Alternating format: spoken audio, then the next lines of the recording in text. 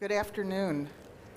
My name is Joe Laird. I'm from the firm of Patterson Belknap in New York. I'm here with my colleagues, Donn Zaretsky from John Silberman Associates and John Cahill from Lynn and Cahill.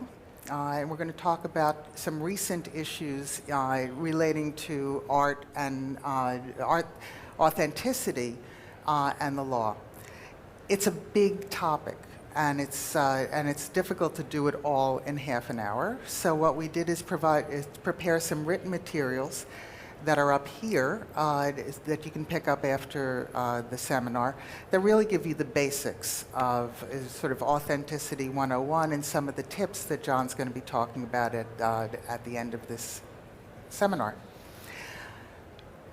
For better or for worse, the art market relies on experts to determine the authenticity of a work.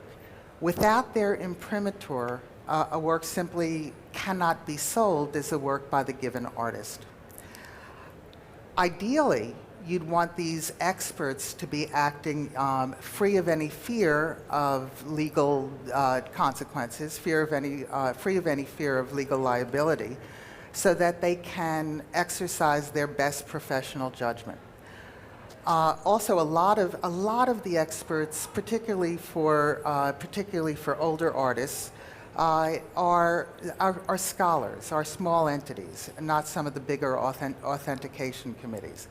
Without that kind of freedom, fewer and fewer people, if they see that they're exposed to major liability, will agree to play that kind of role, or will seek to play that kind of role, and the art market and the art world will suffer.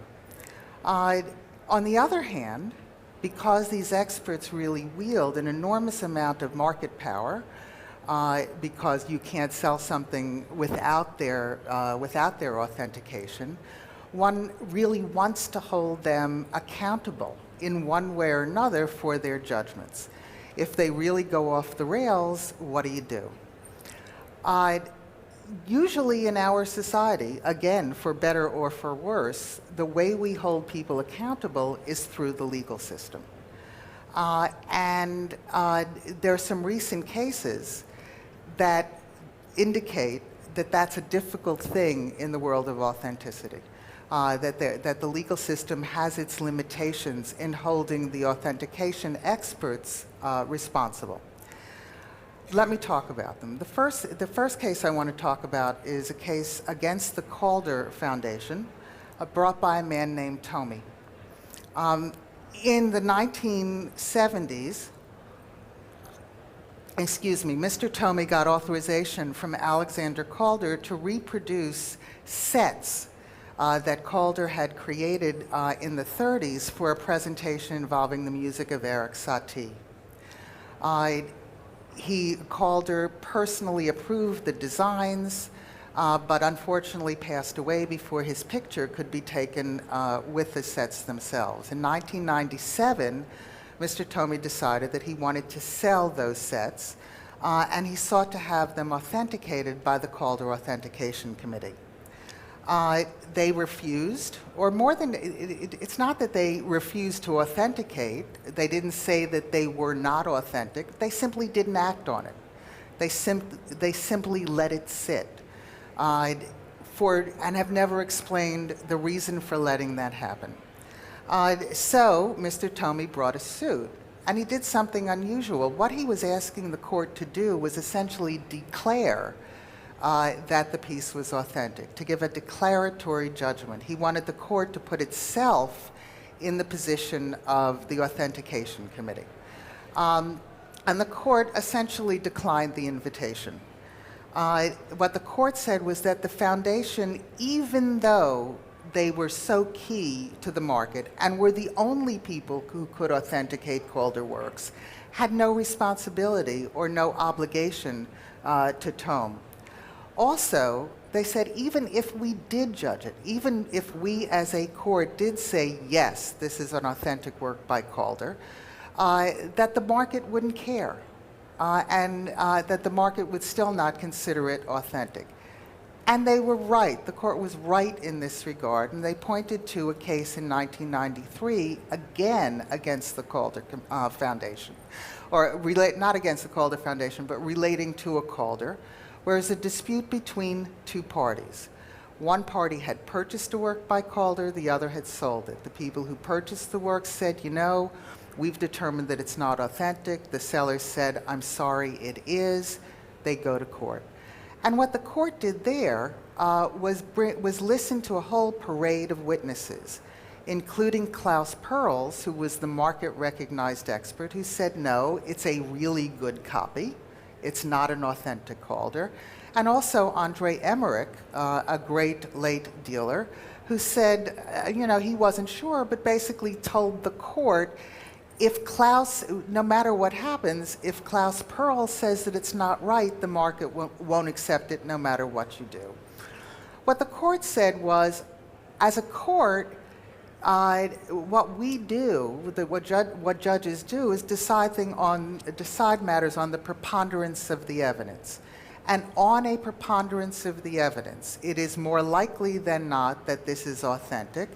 And so the plaintiffs lost because they wanted it to be found inauthentic. And the judge said, you want to know something? Not my problem.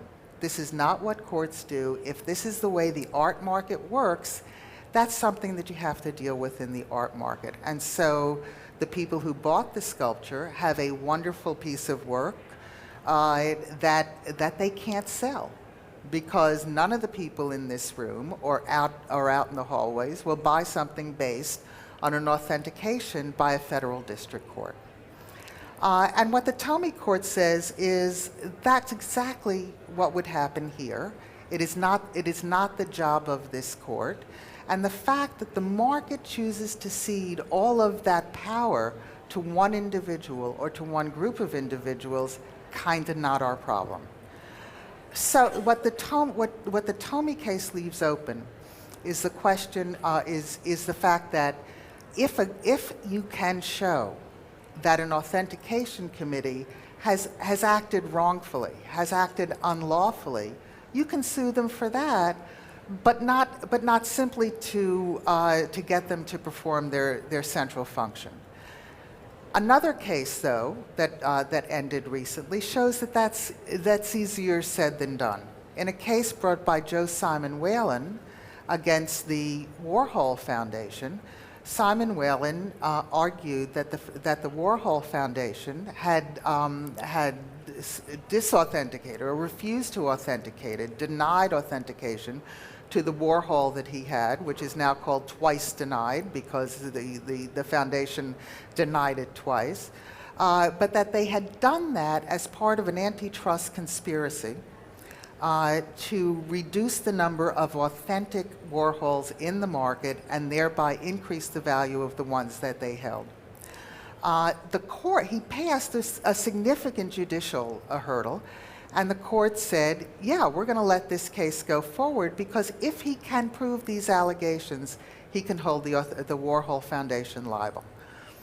In October, Simon Whalen threw in the towel because the Warhol Foundation put together such an aggressive defense, he simply couldn't afford it anymore. Litigation is expensive. So that the bottom line is, I mean, look at the difference between the earlier case, the Calder case from 1993, and Tomei, was that if there is a dispute between two parties, the courts will, as they always do, make findings of fact based on the trial. But there it's just, will you take, you know, do we rescind this transaction? But what Tomei says is if you are looking to get us to force an authentication committee to authenticate a work of art in order to sell it on, we're not going to do that. John will get to tips about how best to approach authentication committees, but except as a way of maybe getting their attention, litigation is not your first path, not your first choice. Thanks, Joe. I wanted to talk about a sort of quirky, can't hear it? Is this on? Yeah, Better? that's better. Better now? Good. It's sort of a slightly different authentication-related issue, which is, can people hear this? Yes, I think Yeah. so. Joe mentioned Calder or Warhol, where you have an object, right, that you are submitting for examination to some sort of authentication entity. It could be an authentication committee or a foundation or the artist's estate or family.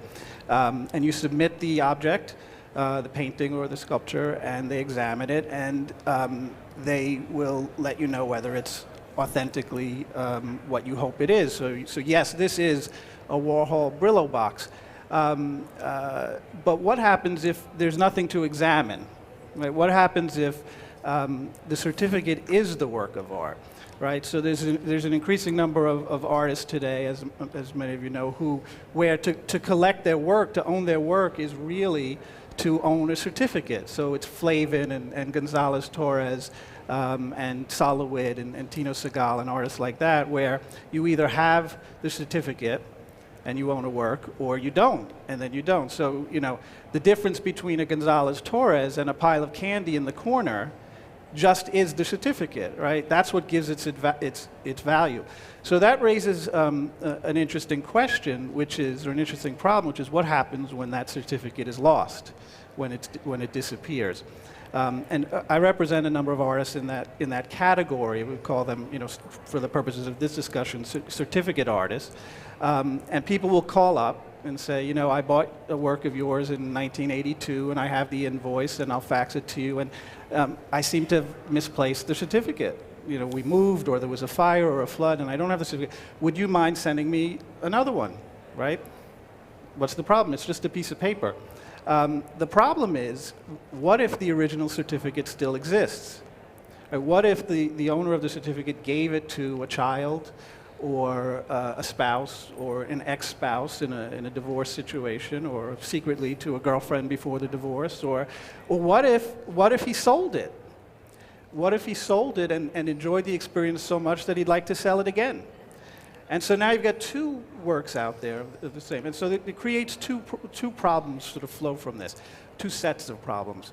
One is that it sort of muddies the integrity. It interferes with the integrity of the artist's market, right? So the artist intended for there to be this work to be unique, for there only to be one out in the world.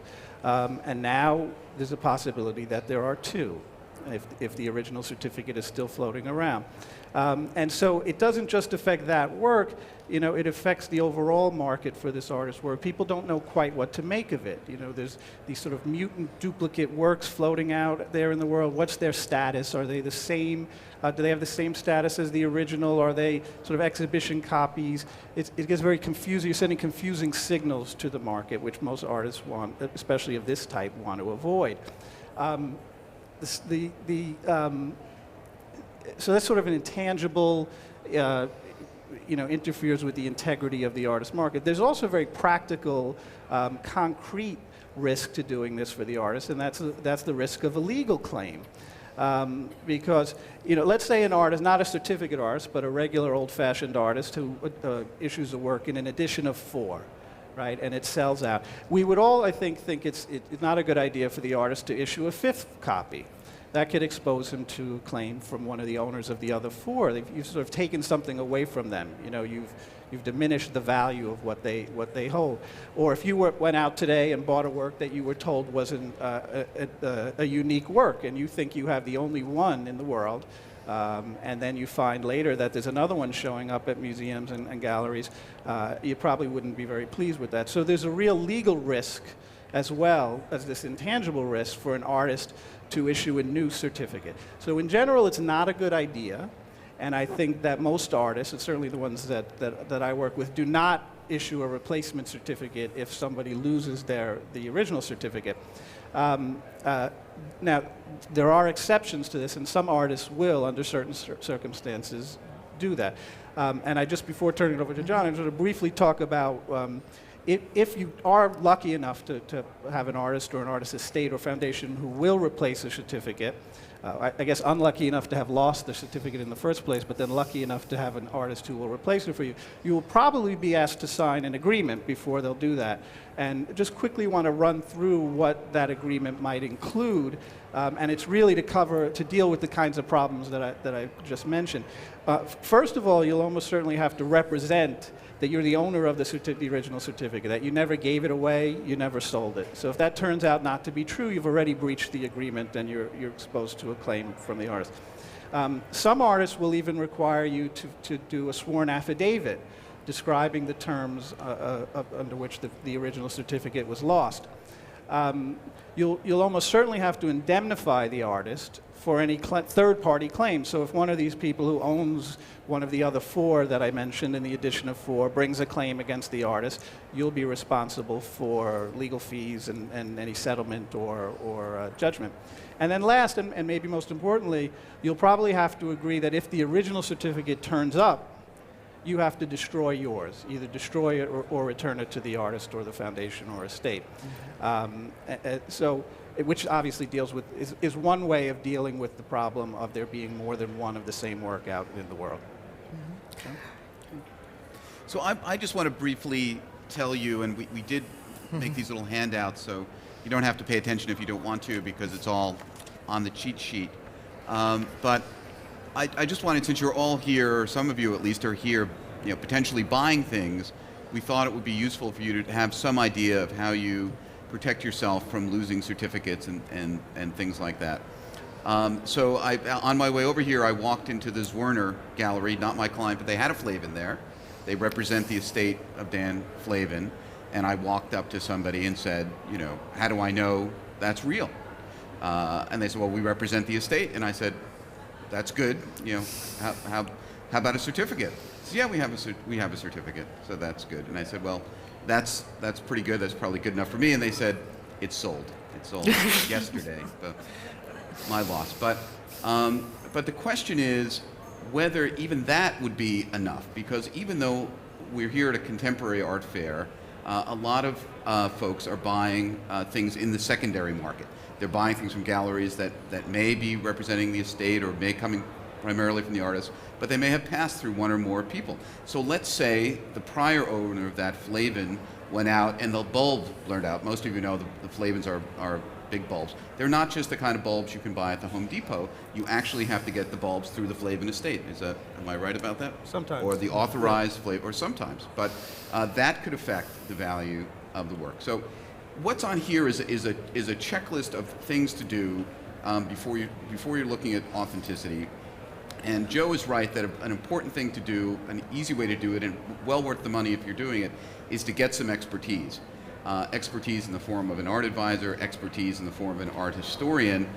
But as a result of the cases that Joe has spoken about, particularly that Warhol case, experts are getting more and more nervous about giving their expertise and giving their opinions in a way that you can rely on it, because they're afraid of getting sued. In the Warhol case, Joe Simon Whalen signed an agreement saying, if you give me your opinion, I promise I won't sue you. And of course, he thereafter sued. So that makes them even more nervous about doing it. So, but that doesn't mean you shouldn't consult an expert. It just means that that's not entirely what you can rely on. So what should you do? Well, one of the first things and the easiest things you can do in dealing with the seller is you can find out who owned it beforehand. And the closer you get back to the artist, if you can trace it back to each owner, that's going to be a pretty good indicia of authenticity. Going back and back. Depending on how old it is or what the level of record keeping there was, you may not be able to do that, so you want to go to the next level, and that's also try and find out, is there any body, is there an estate, is there an authentication board, is there anybody out there who the market says, if they say it's real, then it's real. And let's face it, that's what we're talking about here. People paid a lot of money for Jackie O's fake pearls, but we're talking about not whether something is real, because the truth is, without the certificate, it could well be the same light bulb that Dan Flavin, screwed into the wood. But if the market doesn't say it's real, it's not real. So who are the people that determine whether something's real or not in the market for purposes of buying and selling? That's what you need to figure out. And unfortunately, that varies from artist to artist, and some of those people can can get it wrong. Some of them can get old and get Alzheimer's and get it wrong then, and it really can be a problem. But you want to find out who those people are, and you want to submit it. You want to submit something to them to try and get them to verify it. The other kinds of experts you can try and consult are the artist himself or herself. Sometimes you can't get to the artist. Sometimes the artists won't tell the truth themselves. There's a famous case where an artist had given something to either, I can't remember, it was an ex-wife or an ex-mistress who had it, and then he decided when she tried to sell it, he was going to not agree that it was authentic. But that's another source of true story. It's in the case books. I just don't want to embarrass the artist or the mistress in case she's in the audience. Another kind of expert you might not think of consulting, but may well be worth consulting, is a conservator. Because some things that are real, either because they've been restored to within an inch of their life, or because they've had some kind of slight damage, might cease to be authentic even though they started out being authentic in the first case. So I recently had a case involving a Sargent painting which had been restored. It had been damaged, it had water damage, it was beautifully restored, and it had been a Sargent before, but the Sargent experts now say it's not a Sargent anymore. Sometimes in contemporary artists who are dealing in very fragile materials can see something damaged, and under a number of federal and state laws, they have what's called moral rights, and they can say, you know what, now that is bent a little bit, now that the cardboard frame is damaged, I disavow it as my work. I'd be interested to hear what Donn has to say about that. I know we need to leave some time for questions, but it's worth checking with someone like that to make sure the work hasn't been changed. Depending on what the work is, you can also look for scientific reports as well. Some of you may have followed in the press. There have been a lot of Jackson Pollocks found. Are they Pollocks? Who knows? But there are some folks who have gone out there and tested the paint, and in one famous and recent instance, they found out that the paint in the so-called Pollock was not invented until 10 years after Pollock died, and he actually was able to trace it back to a Swiss patent. And the owner said, well, that's because, it was probably restored by Pollock, using that paint thereafter. And he said, well, no, it's on the base layer. And that's the level of scientific expertise that you can get. The last thing I wanted to say was that you should also check the exhibition and prior sale history with the dealer. And if you're buying from a dealer, which if you're here, you probably are. I have some clients who are dealers. They're lovely, honest people to a man and a woman. But my advice to you is to get something from a dealer in writing about authenticity and other things. But since we're talking about authenticity, and that's more than an invoice. I have to admit, I don't know what the law is here in Florida. Up in New York, if you get an invoice that says the name of the artist, you're pretty good. The law is going to help you if you're not a dealer. But ideally, you want to get something in writing signed by a dealer saying, this is the real thing, and be pretty specific about it. Sometimes a date can matter. A late de Kooning versus an early de Kooning.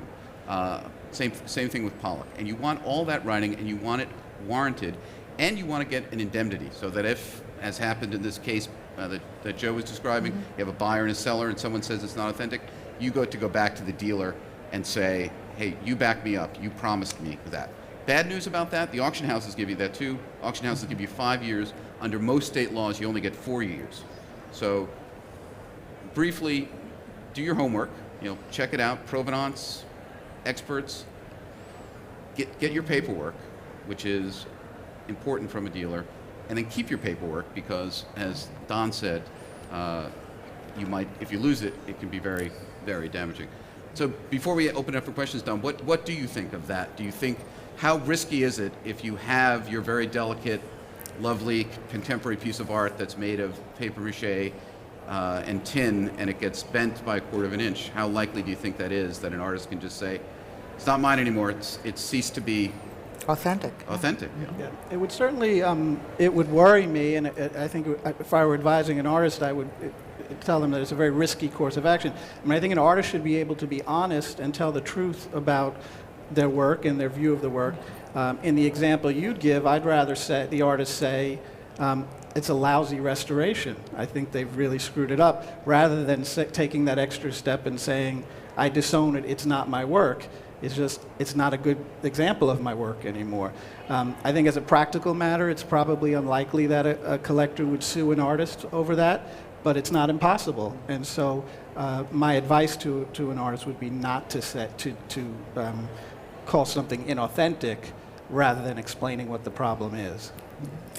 One comment also on something that John said about the earlier Calder case. One of the interesting things about that case was that Klaus Perls, who was the expert, had in fact authenticated and had sold the particular sculpture earlier in the chain of ownership.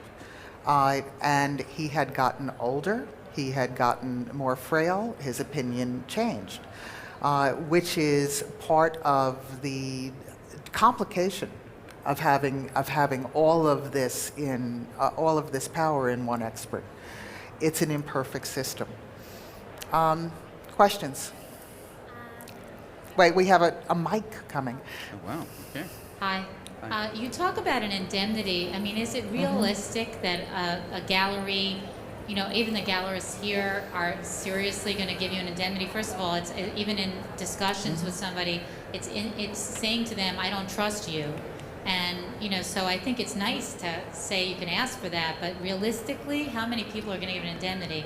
And my second question is, this certification thing, what certificate? I can understand if a gallery gives you a certificate, but are artists that are living, are you talking about giving certificates, or not dead artists? I mean, the estate of the artist. Right, right. Mostly we're talking about living artists. It comes with a certificate, and then also the estate will continue. The estate of the artist, right. Okay. But is the indemnity realistic? You know, it is, and it's not necessarily a mean thing to do. Just like when you go to an insurance company, you say, "I'll give you the premium. Would you mind giving me the policy?" And it's not that I don't trust you, but heaven forbid you should go ahead and get hit by a bus. I'd want someone to come through, or heaven forbid you should get old and frail and you made a mistake here, or heaven forbid some crazy person should come and sue me and say I'm some artist and say it's fake. I'd like an indemnity, please, and I'd like a very clear written agreement. The answer is you might, depending on who the dealer is, you might get some pushback on that. But I get them all the time for collectors, and I give them all the time for dealers. They don't like to. It's a pain in the neck. Then you have to get lawyers involved, which adds to expense. But it's not unusual, and you can and do get it. Some of it does depend on the market. And you know, I was hearing from somebody that's like 2006 out there now. So maybe they say, oh, if you want an indemnity, fine. I've got somebody right behind you to buy it.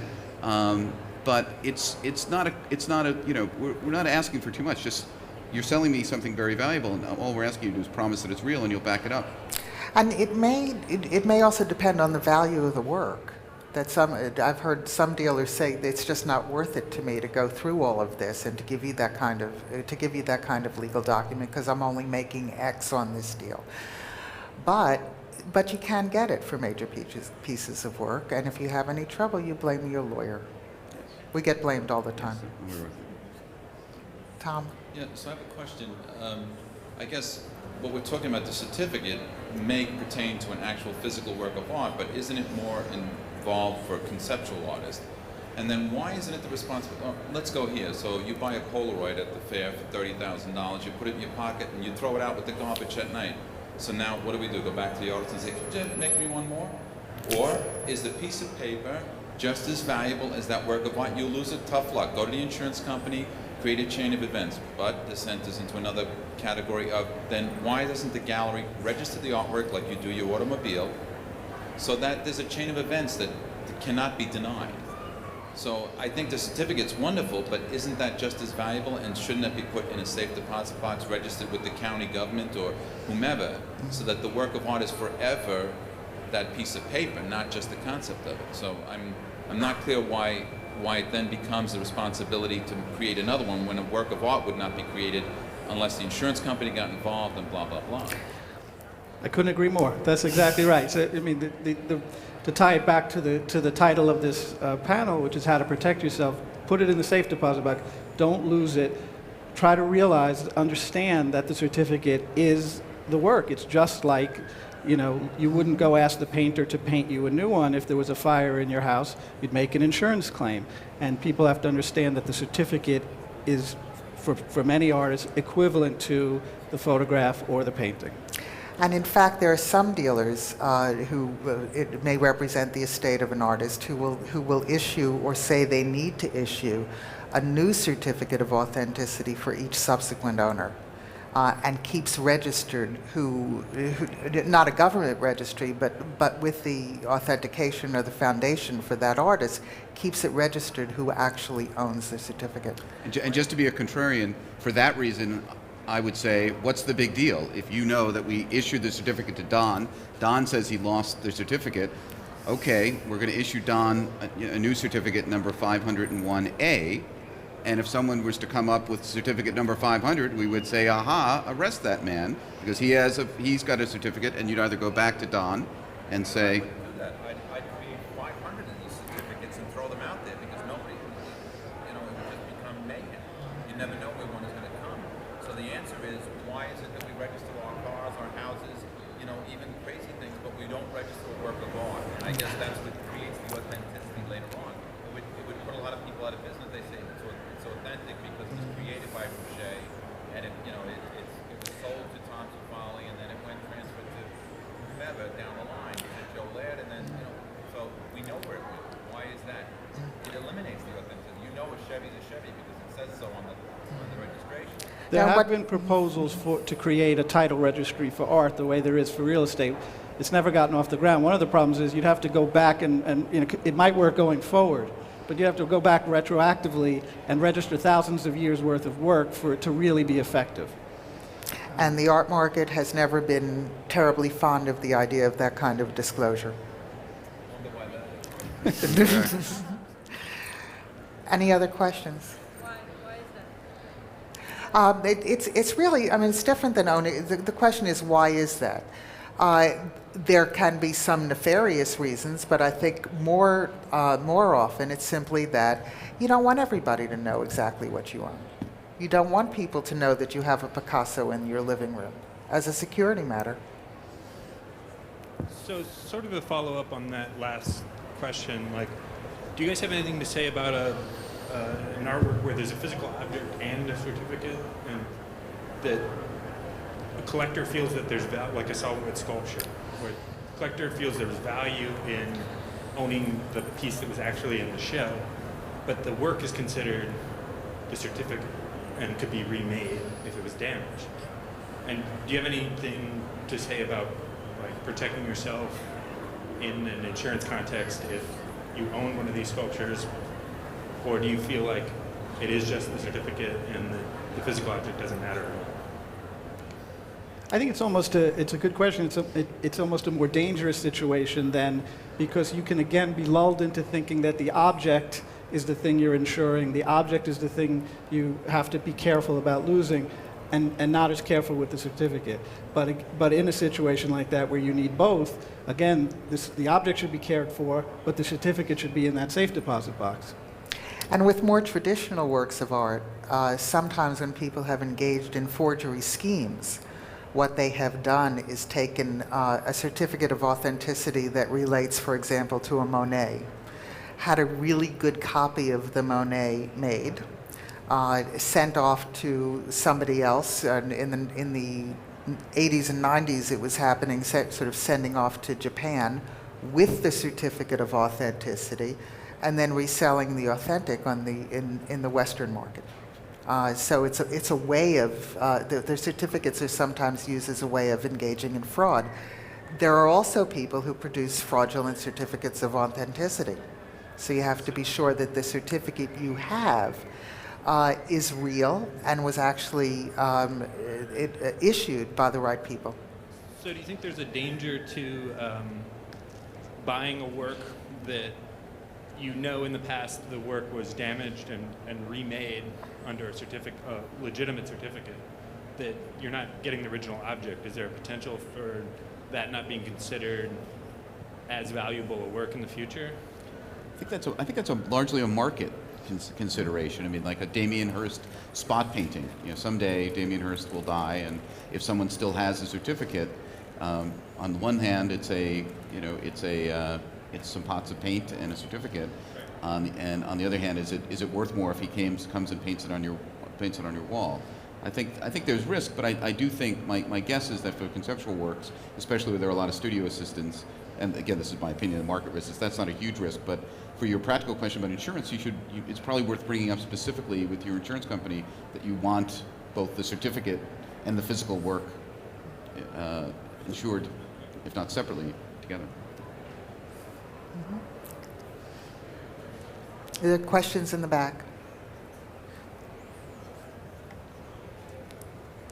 Thank you. I'm wondering if you can comment on what it means to own a performance piece as a practical matter. You know, maybe, for example, I believe the MoMA said that they bought Marina Abramovich's performance, and just, you know, whether that's a fiction or if there's something in the market that's beginning to develop, sort of just what you would comment on the legal framework of owning a performance work, where that's going, and any of your thoughts on that. Well, I think it's a question that's answered by the market, and the market has answered clearly yes for those. I mean, Tino Segal is a great example where you get, you know, just the right to stage the situation that you buy, and his work is selling for very high prices. If the market recognizes the certificate that allows you to stage a Marina Abramovich performance, then it has value. And if the market doesn't, then it won't. It's not so much a legal question as a market question, but I think the market is answering a resounding yes to that. And the legal overlay, or one legal overlay, is you may have heard of intellectual property, like copyrights and things like that. So there are things associated with the performance that are actually protected by law and that can be bought and sold. And another interesting thing about Tino Segal is that his works require that there be no transfer of paper, that there be no documentation at all. So there is no certificate of authenticity, there is no invoice. And what does it mean when you buy something like that and own it? It's a kind of, art law sometimes tickles your brain, trying to apply sort of standard legal framework or structures to a new art, to conceptual art. I think one more question. I wonder if you would comment about the authority of a catalog raisonné. No one, I don't think, brought it up, and I think it's a sort of important player in this discussion about what has been acknowledged or published in the catalog raisonné. Often one comes upon works that don't appear in the catalog raisonné, and one is assured that they're going to be. Very often catalog raisonnés are supported by dealers who have what might be perceived as a conflict of interest. So it would be great to hear a few thoughts about that. Everything when I was talking about the Tome case and the others, everything I was saying about authentication committees really also applies to authors of catalog raisonnés. And sometimes it's these committees and foundations that actually publish the catalog's raisonné. The market will trust or distrust different authenticators, different catalogs, because they have been found to be accurate, because they have been found to be trustworthy, or not. But if something's not in a catalog raisonné, you really have an uphill battle. And the battle will be to persuade the authors of that catalog, or the foundation, or the authentication committee, that your work is authentic. And to do that, I think you need to be very careful, because you basically get one shot. You may get an appeal to them, but you basically get one shot. Put everything together that you possibly can, and present it as a whole to the committee. I think we need to stop. Let me remind you that we have these handy dandy handouts that have some basics about authenticity, an article on the Calder cases, and John's tips. And also, just because I couldn't resist, we have the art law newsletter that we put out at Patterson Belknap. This is a pre-publication. You are welcome to take them. Thank you very much for coming.